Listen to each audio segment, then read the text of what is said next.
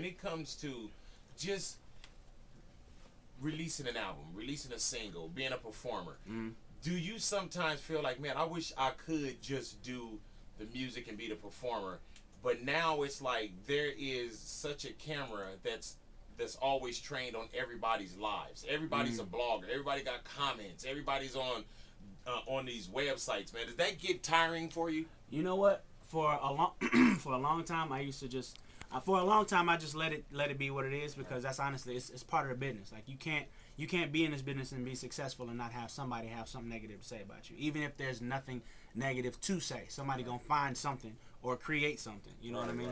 Right.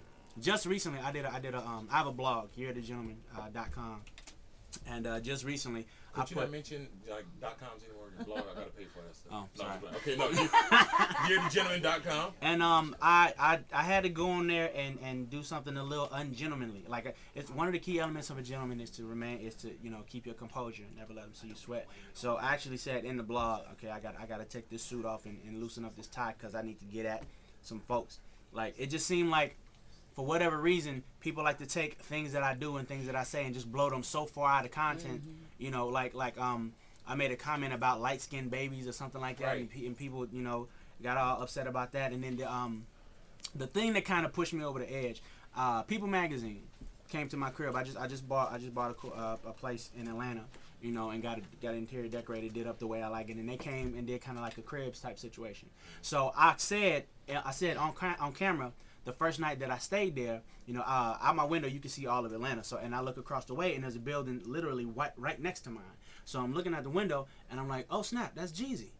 Young Jeezy stays in the building right next to me.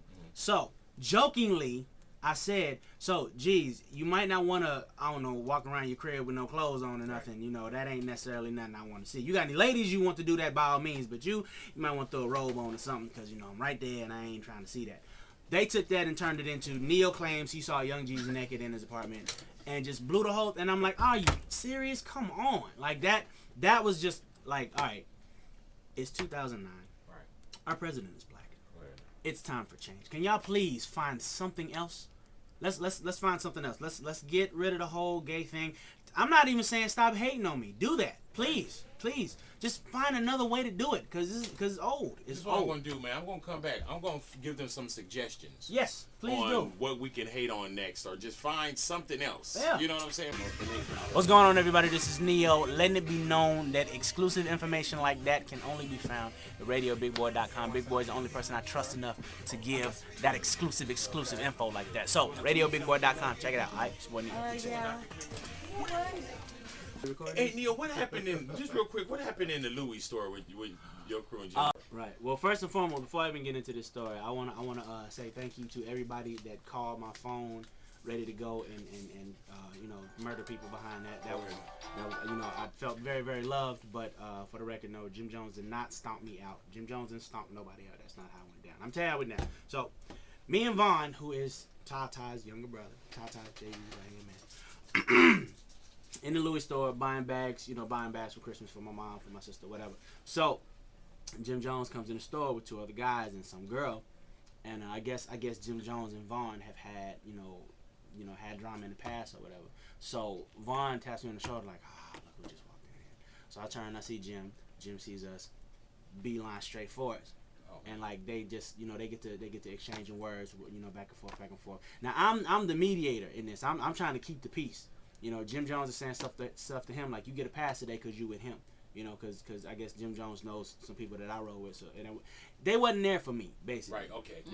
So Jim Jones wasn't necessarily trying to hurt nobody. He was more trying to embarrass. Trying to humiliate Vaughn. And Vaughn, being who he is, Vaughn wasn't going for that. So at one point, it escalated to where Jim Jones pulled out his cell phone and started recording. Put the phone right in Vaughn's face, talking about you a punk, you a this, you a that. Recording it, on some I'm gonna put this on YouTube type. So Vaughn at that point couldn't take no more, smacked the phone out of Jim's hand. They get to wrestling around on the ground in the Louis store. Mind you, we're in the Louis store in New York, Fifth Avenue. Oh, they wrestling around on the ground in the Louis store. And the other two guys that Jim is with, now mind you, I'm holding this dude. So the other dude will come around and then kick Vaughn. So then I go and grab that dude. Then the dude I was holding will go around and kick Vaughn. So it's like You know, but mind you, nobody's paying any attention to me. I'm just there. Right. I might as well have been invisible. Like nobody was paying me any attention. They was after him. You know, and the Louis Vuitton security was just kind of. Oh yeah. Were you just like? Were you at like one point just like, damn, why? Like, how is this happening right now? Yeah, I was like, are you serious? Like, this is for real. This is what's going on right now. And when there was all that commotion going on, no one snatched the bag or. You didn't put a wallet. Not that I saw. They could have. Well, actually, no, they couldn't have because the Louis Vuitton security was more concerned with the bags and wallets. Yeah, don't the fight that was going on in the middle of the black guys with money in there fighting in the Louis store. Yeah. There you guys go, man. Now y'all making it dangerous to go into the Louis store. Yeah.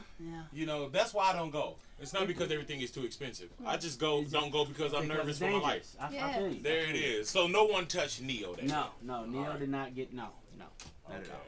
So how did it end? Did the police have to come and break it up? The Louis Vuitton security eventually came and somebody with a bag. Just Louis belts. Rectified the whole situation. Threw a scarf over Jim Jones.